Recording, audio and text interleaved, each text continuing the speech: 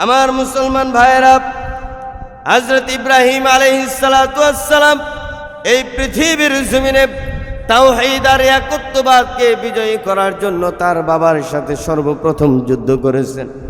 তার বাবার সাথে সর্বপ্রথম তর্ক যুদ্ধ করেছেন। হযরত ইব্রাহিম তার বাবাকে বলেন, ইয ক্বালা লিআবিহি ওয়া কওমিহি মা হাযিহি তামাসিলুল্লাতী আনতুম লাহা আকিফুন।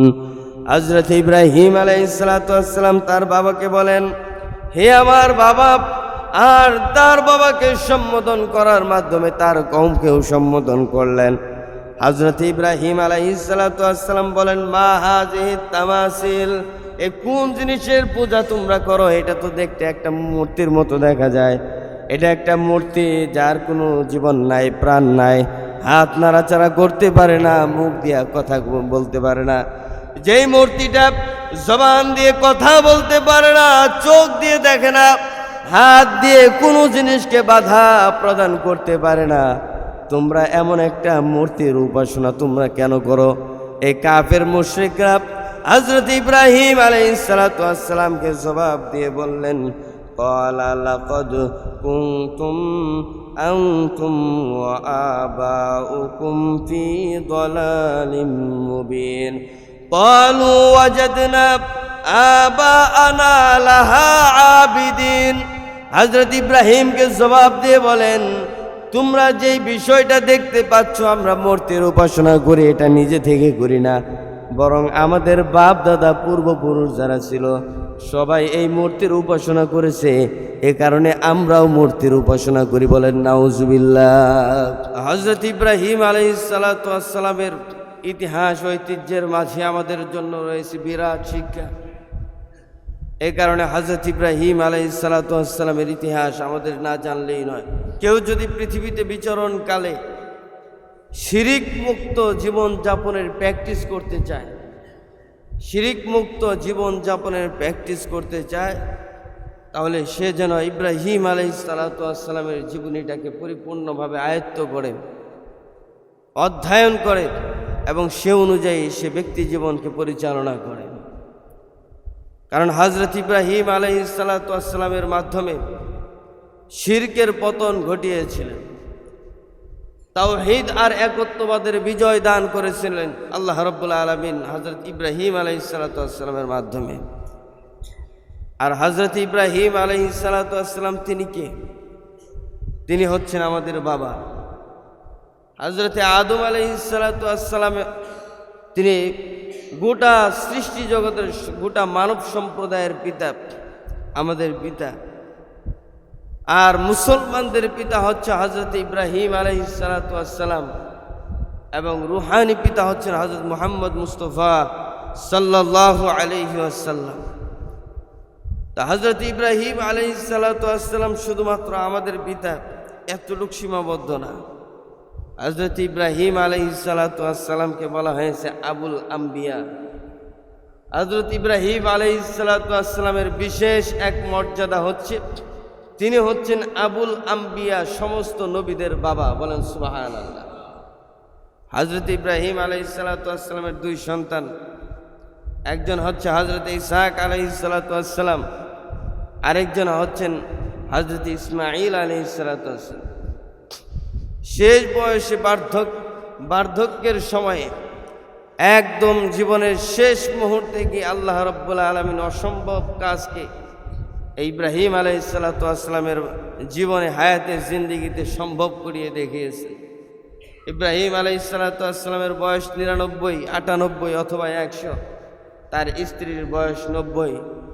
যেই সময়ে মহিলাদের মাসিক অসুস্থতাগুলো একেবারে বন্ধ হয়ে যায়, ওই মুহূর্তে আল্লাহ রাব্বুল আলামিন হযরত ইব্রাহিম আলাইহিস সালাতু ওয়াস সালামকে ইসহাক আলাইহিস সালাতু ওয়াস সালামের সুসংবাদ দান করেছিলেন।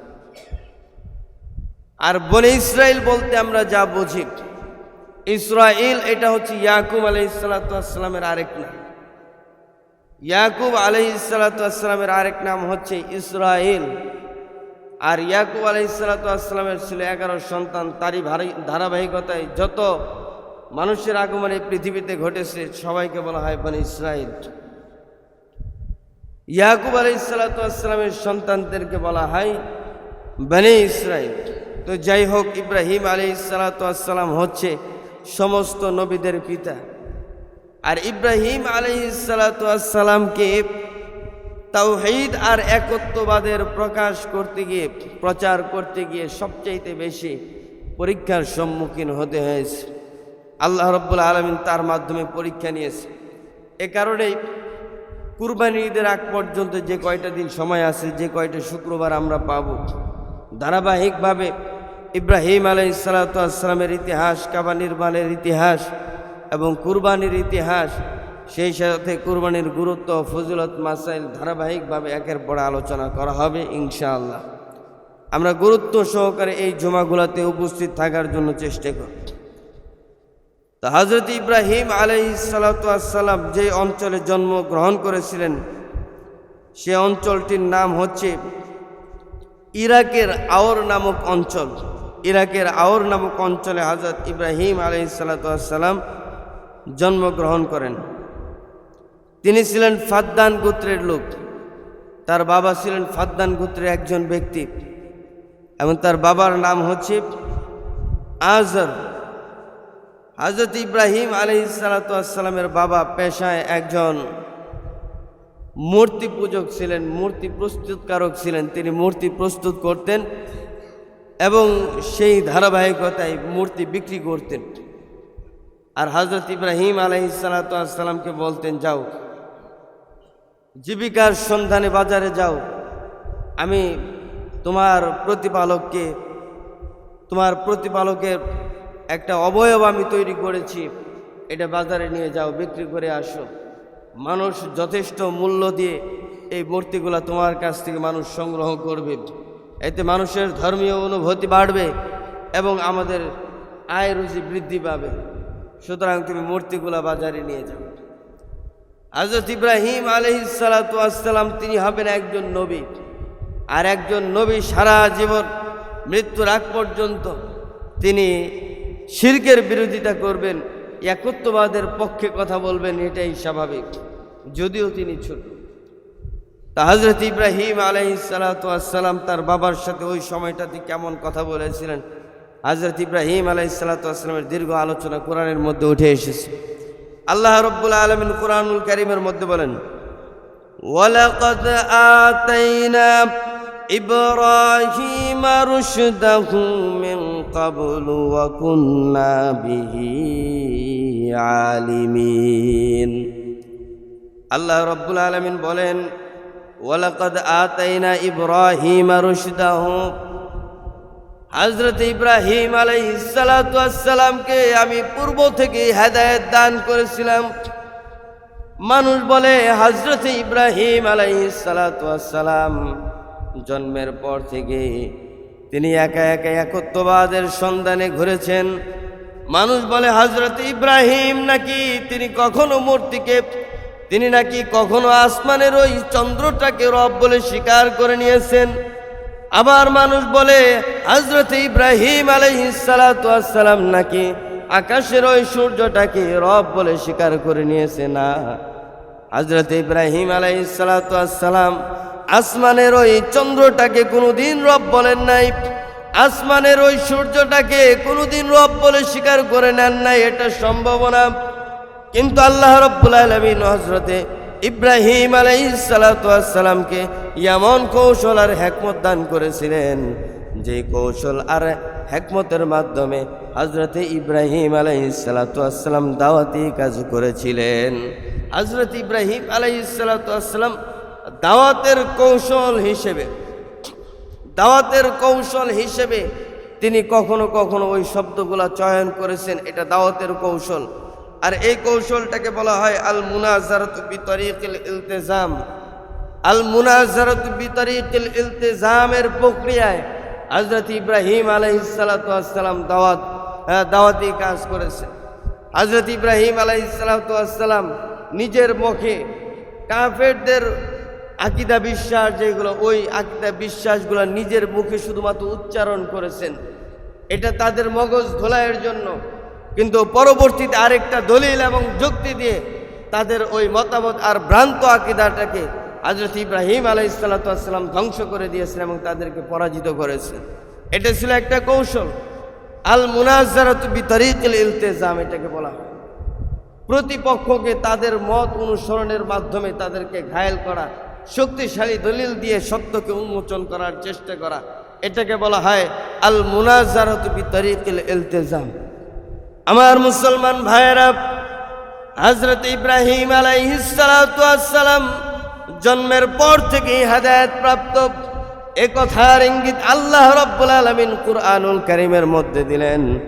আল্লাহ তাআলা বলেন, ওয়ালাকাদ আতাইনা ইব্রাহিম রুশদাহু মিন ক্বাবলু ওয়া কুন্না বিহি আলিমিন। হযরত ইব্রাহিম পূর্ব থেকে ভ্রান্ত ছিলেন না, পথভ্রষ্ট ছিলেন না, বরং আল্লাহ রাব্বুল আলামিন জন্মের পর থেকেই হযরত ইব্রাহিম আলাইহিসসালামকে পথ প্রদর্শন করেছিলেন। তিনি ছিলেন হেদায়েতের উপর অবচল। পৃথিবীর মানুষের কাছে মনে হয় না তিনি ধর্ম ছাড়া একজন মানুষ ছিলেন। না না, আল্লাহ রাব্বুল আলামিন বলেন, তোমরা সেটা জানো না, আমি বিশ্বজগতের মালিক সেই তথ্যটা জানি। বলেন সুবহানাল্লাহ। আমার কাছে সেই তথ্য আছে, আর সেই তথ্যটাকে আমি কোরআনের মধ্যে উন্মোচন করে দিয়েছি, সেটা পৃথিবীর অধিকাংশ মানুষ জানে না। জানতে হলে কোরআনের প্রতিটা পৃষ্ঠা উল্টাতে হবে, তাহলে গুরুত্বপূর্ণ তথ্যগুলা আমরা সংগ্রহ করতে পারবো এবং জানতে পারবো। বাপ দাদার দোহাই দিয়ে তারা ধর্ম চর্চা করেছে। বাপ দাদার অনুসরণ এটা দুই প্রকারের হয়ে থাকে। এক প্রকারের বাপ দাদার অনুসরণ সেটা জাহান্নামে যাওয়ার কারণ, এক প্রকারের বাপ দাদাদের অনুসরণ সেটা জান্নাতে যাওয়ার কারণ। বলেন সুবহানাল্লাহ। বাপ দাদার অনুসরণ কোনটা জাহান্নামে যাওয়ার কারণ?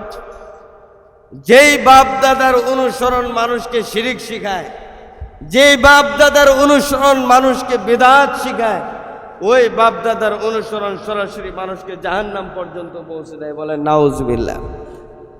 যেমন ইব্রাহিম আলাইহিসসালাম তার বাবাকে বললেন, বাবা এই মূর্তির উপাসনা করেন কেন?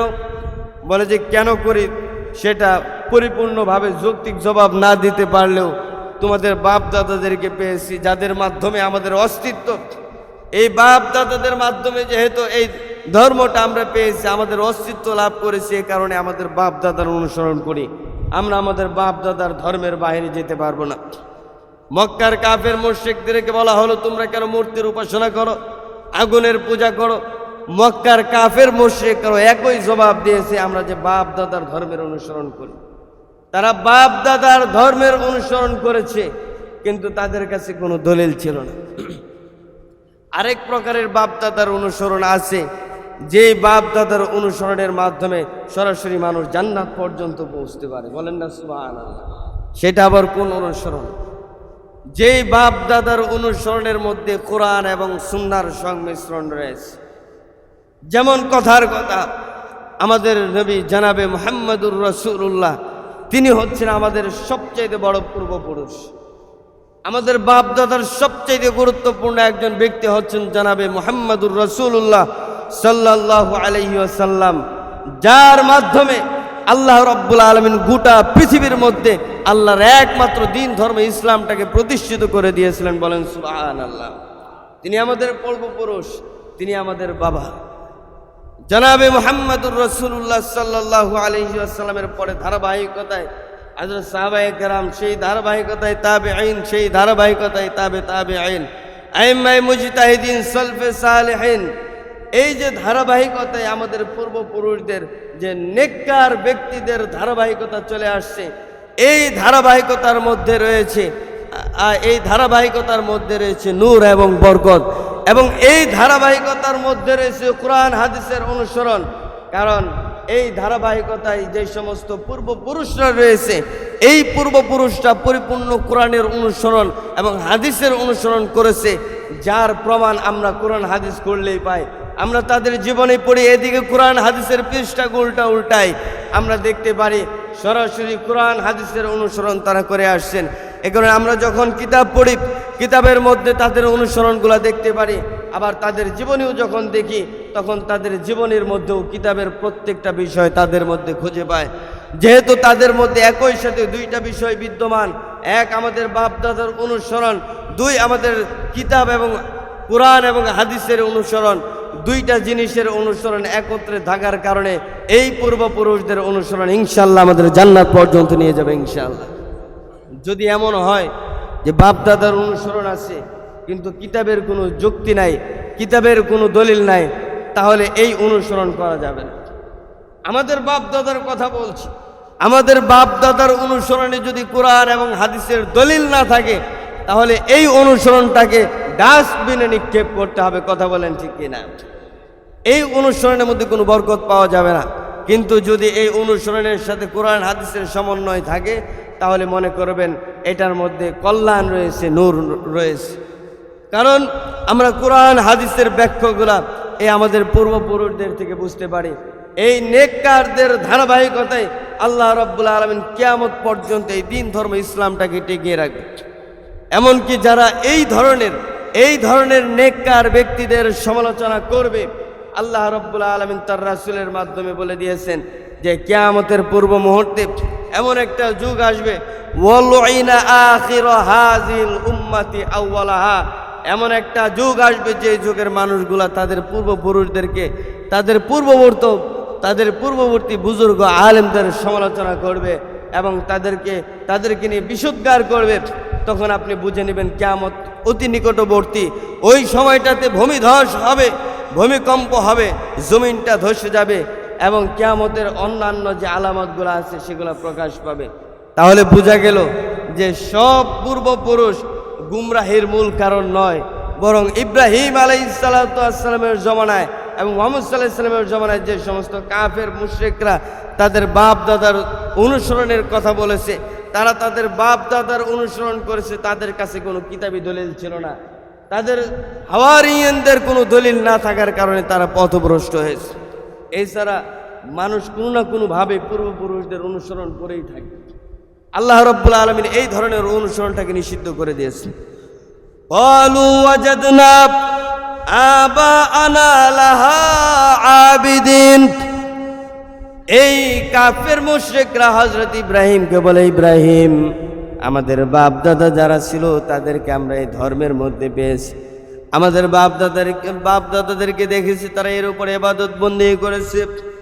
হযরত ইব্রাহিম বললেন, ক্বালা লাকাদ কুনতুম আনতুম ওয়া আবাউকুম ফি দালালিম মুবিন, তোমরা এবং তোমাদের বাপ দাদা যারা আছো সবাই জাহান্নামের কীট পথভ্রষ্ট হয়ে গেছো, তোমরা সবাই পথভ্রষ্ট।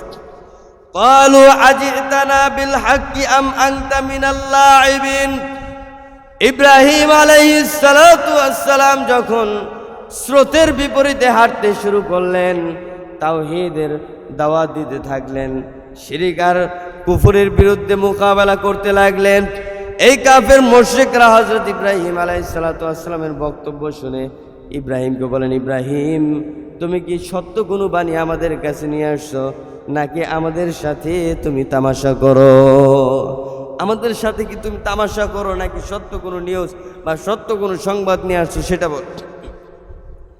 এরপরে হযরত ইব্রাহিম বলেন, ক্বালা বাল রাব্বুকুম রাব্বুস সামাওয়াতি ওয়াল আরদ আল্লাযী ফাতারাহুন্না ওয়া আনা আলা যালিকুম মিনাশ শাহিদিন। বলে, না না, বানোয়াটি কোনো কথা বলতে চাই না, বানোয়াটি কোনো মিথ্যা সংবাদ তোমাদের কাছে নিয়ে আসি নাই। তোমাদের সাথে তামাশা করব, তোমাদের সাথে দুষ্টমি করব, সেই মন মানসিকতা দিয়ে আল্লাহ তাআলা আমাকে পাঠান নাই, বরং তোমাদের কাছে সংবাদ নিয়ে আসছি। তোমরা যে মূর্তির অনুসরণ করো এগুলা মিথ্যা, বরং তোমাদেরকে যিনি সৃষ্টি করেছেন তার ইবাদত বন্দেগী করো। তারা বলল আমাদের সৃষ্টিকর্তাকে। হযরত ইব্রাহিম বললেন, তোমাদের সৃষ্টিকর্তা হচ্ছেন ক্বালা বাল রাব্বুকুম রাব্বুস সামাওয়াতি ওয়াল আরদ। আসমানের দিকে তাকালে, উপরের দিকে তাকালে যে আসমানটা তোমরা দেখো, নিচের দিকে তাকালে যে জমিনটা তোমরা দেখতে পাও, এই আসমান আর জমিনের সৃষ্টিকর্তা যিনি, আমার আর তোমাদের সৃষ্টিকর্তাও তিনি। চিল্লায় বলেন তিনি কে? তিনি হচ্ছেন আল্লাহ। হযরত ইব্রাহিম আলাইহিসসালাম একত্ববাদের দাওয়াত দিচ্ছেন। একমাত্র আমাদের সৃষ্টিকর্তা হচ্ছেন আল্লাহ। আল্লাহ আল্লাহ আল্লাহ রাব্বুল আলামিন আমাদেরকে সৃষ্টি করেছেন। এই পৃথিবীতে দ্বিতীয় কোনো মাধ্যম নেই যেই মাধ্যমে আমাদের সৃষ্টি হয়েছে। দ্বিতীয় কোনো ব্যক্তির সাহায্য নেই যেই ব্যক্তির সাহায্যে আমাদের সৃষ্টি হয়েছে। আল্লাহ রাব্বুল আলামিন এই পৃথিবীতে আমাদেরকে সৃষ্টি করেছেন। যেই প্রক্রিয়া অবলম্বনের মাধ্যমে আমাদের সৃষ্টি হওয়া দরকার সেই প্রক্রিয়া অবলম্বনের মাধ্যমে আমাদেরকে সৃষ্টি করেছেন। এটা একমাত্র আল্লাহ রাব্বুল আলামিন কুদরতেই হয়েছে। এই পৃথিবীর কোনো ব্যক্তির কাছে আপনি দোয়া চেয়েছিলেন বলে আপনার জন্ম হয়েছে, আপনার মা আপনার বাবা কোন মাজার থেকে এক গ্লাস পানি পান করেছিল বলে আপনার জন্ম হয়েছে, এই ধরনের বিশ্বাস সম্পূর্ণ কুফরি এবং শিরকি বিশ্বাস। এই ধরনের শিরকি বিশ্বাস যাদের ভিতরে থাকবে আল্লাহ রাব্বুল আলামিন বলেন তাদের স্থান হচ্ছে জাহান্নামের তলদেশ। এই ধরনের ভ্রান্ত আকীদা আমাদের দিলের ভিতরে রাখা যাবে না। আল্লাহ রাব্বুল আলামিন বলেন, হে নবী, আপনি ইব্রাহিম আলাইহিসসালামের আলোচনা আরো করুন। ওয়াজকুর ফিল কিতাবি ইব্রাহিম, কুরআনের মধ্যে হযরত ইব্রাহিম আলাইহিসসালামের আলোচনা আরো আছে। ইব্রাহিম আলাইহিসসালামের আলোচনা আপনি মানুষের সামনে করুন, কারণ এর মাধ্যমে মানুষের ঈমান বৃদ্ধি পাবে। ইন্নাহু কানা সিদ্দীকান নাবিয়্যা, ইব্রাহিম আলাইহিসসালাম তিনি সাধারণ কোনো ব্যক্তি নন, যিনি সত্যবাদী একজন নবী ছিলেন, যার হায়াতে জিন্দেগিতে একটা মিথ্যা কথাও তিনি বলেন নাই। বলেন সুবহানাল্লাহ। কোনো নবী তো মিথ্যা কথা বলেন নাই। তো হযরত ইব্রাহিম আলাইহিসসালামকে সিদ্দীকান নাবিয়্যা বললেন। আল্লাহ রাব্বুল আলামিন এই কারণে সিদ্দীকান নাবিয়্যা বলেছেন, কারণ পৃথিবীতে যখন তাগুত দিয়ে ভরা ছিল, গোটা পৃথিবীর তাগুতের বিরুদ্ধে যেই ব্যক্তিটা একাই মোকাবেলা করেছিলেন তিনি আমাদের পূর্বপুরুষ, তিনি আমাদের বাবা জনাবে ইব্রাহিম আলাইহিসসালাম। বলেন সুবহানাল্লাহ। গোটা পৃথিবীর তাগুদের বিরুদ্ধে একাই মোকাবেলা করেছিলেন হযরত ইব্রাহিম আলাইহিসসালাম। আর তাগুদের বিরুদ্ধে যেহেতু সত্য দিয়ে মোকাবেলা করেছিলেন, এ কারণে আল্লাহ তাআলা বললেন তিনি সিদ্দীকান নাবিয়্যা, সত্যবাদী নবী। আল্লাহ রাব্বুল আলামিন বললেন ইন্নাহু কানা সিদ্দীকান নাবিয়্যা, তিনি ছিলেন সত্যবাদী নবী। ইয ক্বালা লিআবিহি ইয়া আবাতি লিমা তা'বুদু মা লা ইয়াসমা'ু ওয়া লা ইউবসিরু ওয়া লা ইউগনি আনকা শাইআ। বলে, বাবা আপনি এই মূর্তির পূজা কেন করেন? আপনি এই মূর্তির পূজা কেন করেন? যার চোখ দিয়ে দেখে না, যার কান দিয়া শুনে না, যার মস্তিষ্ক দিয়ে কোনো কিছু ভাবতে পারে না, যিনি আপনাকে উদ্ধার করতে পারে না, এমন মূর্তির পূজা আপনি কেন করেন? ইয়া আবাতি ইন্নী ক্বাদ জাআনি মিনাল ইলমি মা লাম ইয়াতিকা ফাত্তাবি'নি আহদিকা সিরাতান সাবিয়্যা। ইব্রাহিম বললেন, বাবা আমি আল্লাহর পক্ষ থেকে সত্য ইলম নিয়ে এসেছি, সুতরাং আপনি আমার অনুসরণ করুন। আপনি যদি আমার অনুসরণ করতে পারেন বাবা, আপনি আমার হাত ধরে সরাসরি জান্নাতের মালিক হয়ে যেতে পারবেন। ইয়া আবাতি লা তা'বুদিশ শাইতান, তিনি তার বাবাকে আরো বললেন, হে আমার বাবা, শয়তানের অনুসরণ করুন না, শয়তানের অনুসরণ করবেন না, কারণ শয়তান হচ্ছে আমাদের প্রকাশ্য দুশমন। ইন্নাশ শাইতানা কানা লির-রহমানি আসিয়া, এই শয়তানটা শুধুমাত্র আমাদের প্রকাশ্য দুশমন তাই নয়, বরং এই শয়তানটা আল্লাহ তাআলার অবাধ্য। এই শয়তানটা আল্লাহ তাআলার নাফরমানি করার কারণে সে বিতাড়িত হয়েছে, অভিশপ্ত হয়েছে। কাল কিয়ামতের কঠিন ময়দানে শয়তান তার অনুসারীদেরকে নিয়ে জাহান্নামে চলে যাবে। সুতরাং বাবা আপনি যদি এই শয়তানের অনুসরণ করেন তাহলে আপনিও শয়তানের দলভুক্ত হয়ে যাবেন।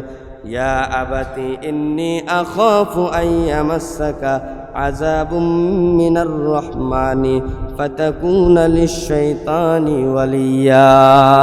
আপনি যদি শয়তানের অনুসরণ করেন তাহলে এমন আযাব আসবে যে আযাবটা আপনি প্রতিরোধ করতে পারবেন না, এবং এই শয়তানের বন্ধু হিসেবে কিয়ামতের দিন আপনাকে আল্লাহর সামনে দাঁড়াতে হবে।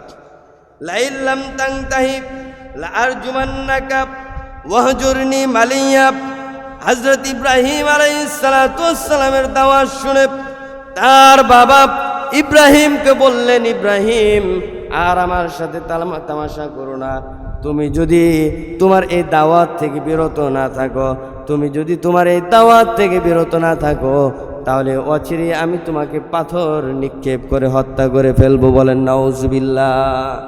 হযরত ইব্রাহিম আলাইহিস সালাতু ওয়াস সালামকে হুমকি দিলেন, ইব্রাহিম তুমি যদি বারংবার আমাদের পূর্বপুরুষদের সমালোচনা করো আর এই মূর্তির বিরোধিতা করো, তাহলে আমি অচিরেই তোমাকে পাথর নিক্ষেপ করে হত্যা করে ফেলবো। সুতরাং ইব্রাহিম তুমি আমার চোখের সামনে থেকে চলে যাও। বাবাকে যখন এত দরদ মাখা কণ্ঠে দাওয়াত দেওয়ার পরেও বাবা তার দাওয়াত গ্রহণ করলেন না, ইব্রাহিম আলাইহিস সালাতু ওয়াস সালাম ব্যথিত হলেন। কিছু সময়ের জন্য ইব্রাহিম আলাইহিস সালাতু ওয়াস সালাম দূরে চলে গেলেন। ওয়া'তাজিলুকুম ওয়ামা তাদউনা মিন দুনিল্লাহ ওয়া আদউ রাব্বি আসা আল্লাহ আকুনা বিদুআই রাব্বি শাকিয়া। ইব্রাহিম আলাইহিস সালাতু ওয়াস সালাম বললেন, অচিরেই আমি তোমাদের থেকে বিচ্ছিন্ন হয়ে যাব এবং আল্লাহর কাছে আমি প্রার্থনা করব, আল্লাহ তাআলার কাছে আমি সাহায্য চাইব। নিঃসন্দেহে আল্লাহ রাব্বুল আলামিন আমাকে সাহায্য করবেন। কিসে সাহায্য করবেন? দিন প্রচারের কাজে, দিনের দাওয়াতি কাজে, তাওহীদের দাওয়াতে আল্লাহ রাব্বুল আলামিন আমাকে সাহায্য করবেন এবং শিরকে এই পৃথিবী থেকে নির্মূল করে দিবেন ইনশাআল্লাহ। হযরত ইব্রাহিম আলাইহিস সালাতু ওয়াস সালাম মনের মধ্যে ব্যথা নিয়ে কিছু দূরে চলে গেলেন। আবার কিছুদিন পরে আল্লাহ রাব্বুল আলামিনের হুকুমে ইব্রাহিম আলাইহিস সালাতু ওয়াস সালাম তার বাবার কাছে আবার আসলেন। এরপরে আবার এসে তাদেরকে ঠিক সেম ওই আগের দাওয়াতটাই দিলেন যে বাবা আপনি তো গুমরাহির মধ্যে আছেন, সত্য ধর্ম গ্রহণ করেন, ইসলামের পথে চলে আসেন, এই মূর্তির উপাসনা করবেন না। যখন ইব্রাহিম আলাইহিস সালাতু ওয়াস সালাম দ্বিতীয়বার আবার এই দাওয়াতি কাজ শুরু করলেন, তখন ইব্রাহিম আলাইহিস সালাতু ওয়াস সালামের বাবা নিজের সন্তানের বিরুদ্ধে লেগে গেলেন, নিজের সন্তানের বিরোধিতায় লিপ্ত হলেন এবং এই সন্তানকে ক্ষতিগ্রস্ত করার জন্য যত ধরনের রাস্তা অবলম্বন করা দরকার ছিল, বাবা হয়ে সন্তানের বিরুদ্ধে এই রাস্তাগুলো অবলম্বন করলেন। মহতারাম হাজরিন, আজকের সময়ের সংক্ষিপ্ততা এ পর্যন্তই আলোচনা। তবে যুগে যুগে যারা এই দিনের দাওয়াত দিতে গিয়ে মাঠে ময়দানে কাজ করেছে, তাদেরকে বহুমুখী পরীক্ষার সম্মুখীন হতে হয়েছে, যার নজির হচ্ছে হযরত ইব্রাহিম আলাইহিস সালাতু ওয়াস সালাম। ইব্রাহিম আলাইহিস সালাতু ওয়াস সালাম দাওয়াতি কাজ করতে গিয়ে বাধার সম্মুখীন হয়েছেন, কিন্তু তিনি তখনকার সময়ে বাধার সম্মুখীন হয়ে যদি দাওয়াতি কাজ বন্ধ করে দিতেন, তাহলে শিরকের পরাজয় হতো না, তাওহীদের বিজয় হতো না। হযরত ইব্রাহিম আলাইহিস সালাতু ওয়াস সালাম একাকী মেহনত করার বরকতে আল্লাহ রাব্বুল আলামিনের সাহায্য তার সাথে থাকার কারণে গোটা পৃথিবীতে যত তাগুত ছিল এই তাগুদের পরাজয় ঘটেছে এবং শিরক মুক্ত তাওহীদের বিজয় হয়েছে। বলেন সুবহানাল্লাহ।